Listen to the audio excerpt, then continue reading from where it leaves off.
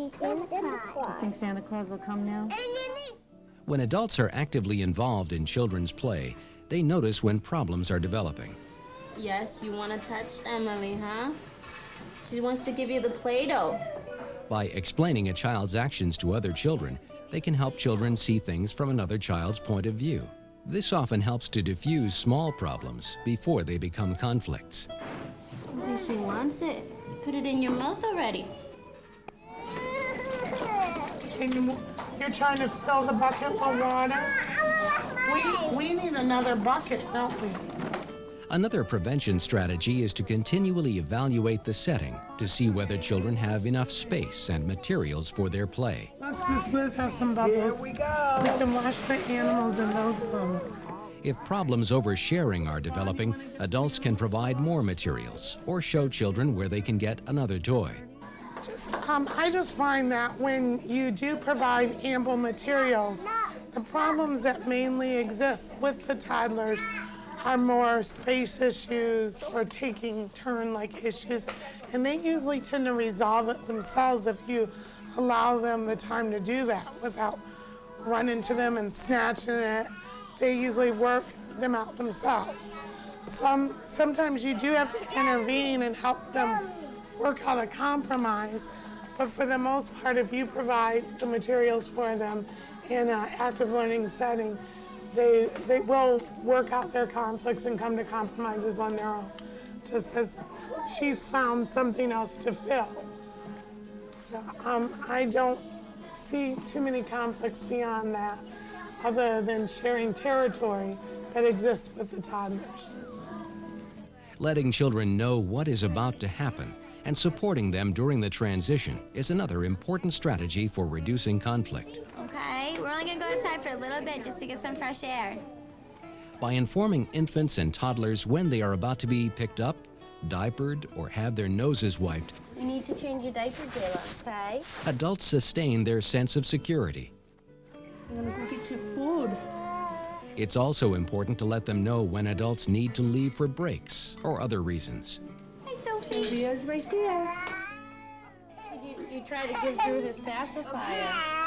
He's really upset. Another way to give children a sense of security and support is to acknowledge, name, and describe children's feelings. That's what Drew needs. He's really sad. Adults acknowledge feelings often, both sad and happy.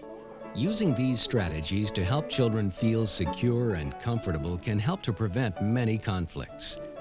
Those are grapes. Strawberries. Strawberries. Yeah. However, even when children feel supported, they will sometimes have problems and difficulties that lead to conflict.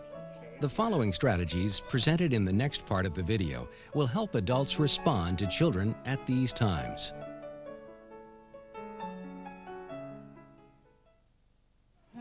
What we can do? In their enthusiasm to explore with all their senses, infants and toddlers sometimes do things that are hurtful to other people. Say, I don't like that. Oh, look at.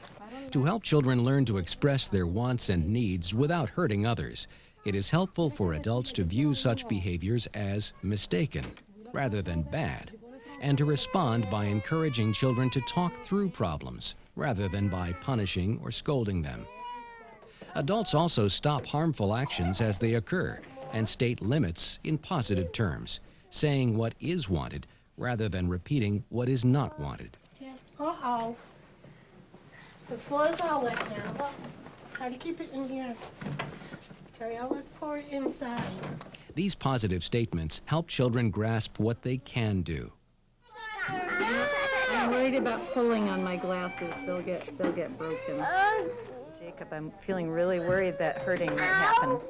Caregivers also describe what the child is doing that is working.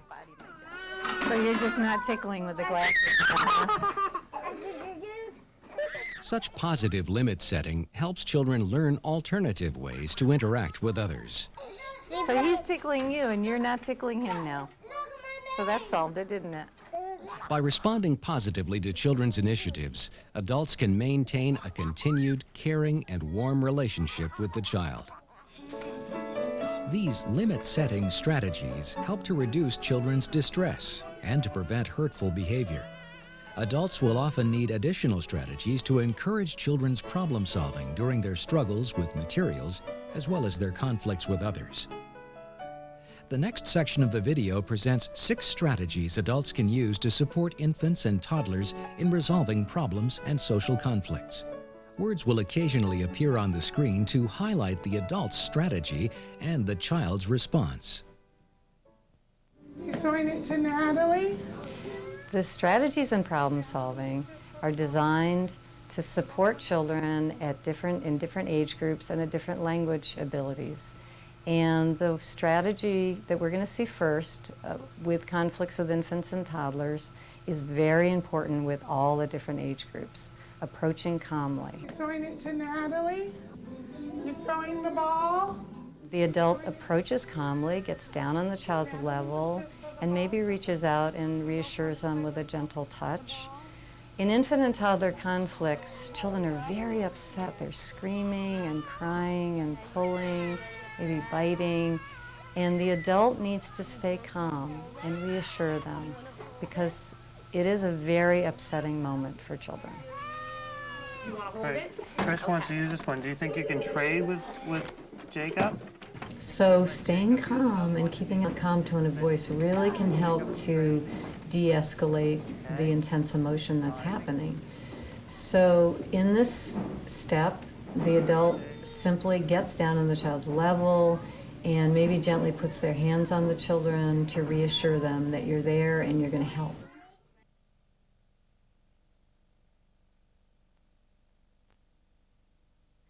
Yeah, you're really upset. Yeah, I can see that you're upset. In infant and toddler conflicts, there's a lot of crying, screaming.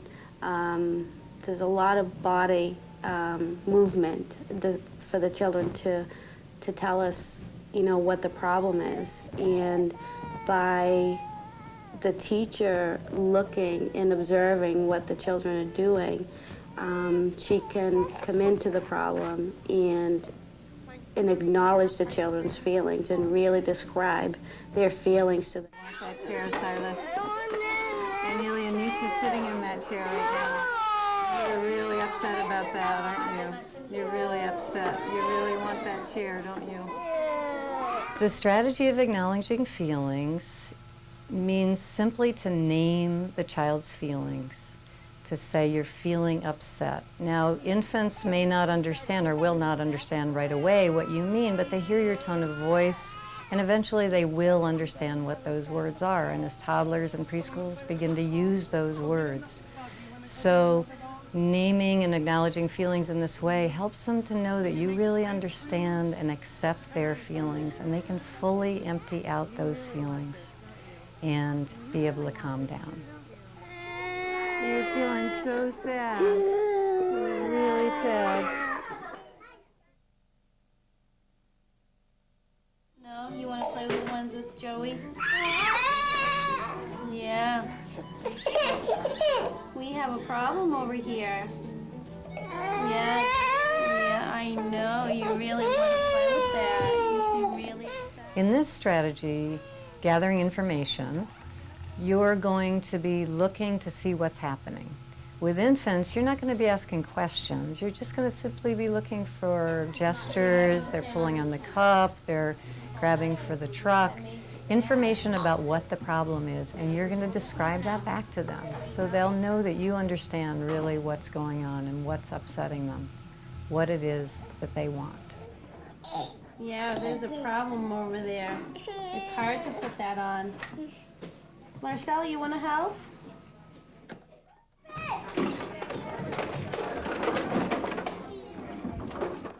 You want to play with the Teletubby, and Brian wants to play with the Teletubby. With older toddlers, you can actually ask the question, what? What's the problem? And you're going to use that word what rather than why, which is difficult. It's more abstract. So you ask, what's the problem? And you find out more about what's going on.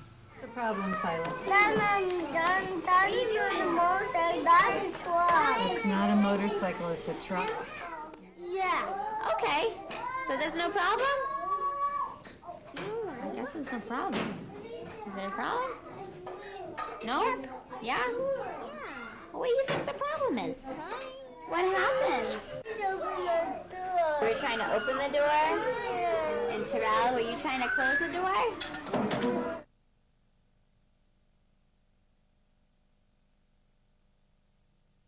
I'm gonna hold this. I'm gonna hold this with you guys. Yeah, we do have a problem, Jayla. You wanna play with it? And Joey wants to play with it. This strategy of restating the problem is really useful for children because they're hearing the specifics of the problem again. So you're saying something like, oh, so the problem is you both want the truck. The problem is you want to have the cup and you want to have the cup. And this really helps them to hear the specifics and to come up with a solution. Yeah, we have a problem over here. Garrett wants to play with it and Marcel wants to play. You want to play with the Teletubby and Brian wants to play with the Teletubby.